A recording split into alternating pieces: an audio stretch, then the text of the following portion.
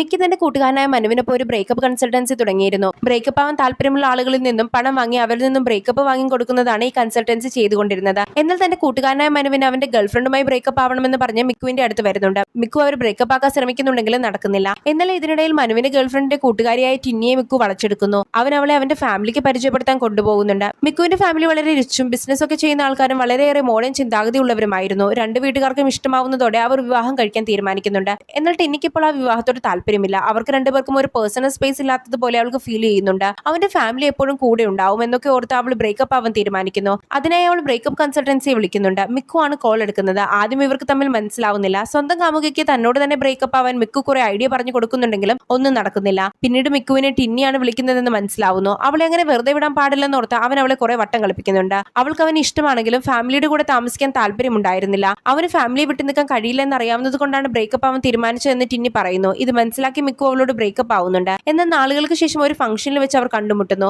അവിടെ വെച്ച് ടിന്നിയുടെ കാലിൽ പരിക്കേൽക്കുന്നതോടെ മിക്കി അവളെ തന്റെ വീട്ടിലേക്ക് കൊണ്ടുവരുന്നു. അവന്റെ ഫാമിലി അവളെ നന്നായി നോക്കുന്നുണ്ട്. ഇതൊക്കെ കാണുമ്പോൾ ഒരു ഫാമിലിയുടെ ഇമ്പോർട്ടൻസ് അവൾക്ക് മനസ്സിലാവുന്നു. പിന്നീട് മിക്കു തന്നെയാണ് ബ്രേക്കപ്പ് കൺസൾട്ടൻസിയുടെ ആളെന്ന് മനസ്സിലാക്കി അതിന്റെ ഞെട്ടലൊക്കെ കഴിഞ്ഞ് അവർ വീണ്ടും ഒന്നാവുന്നു.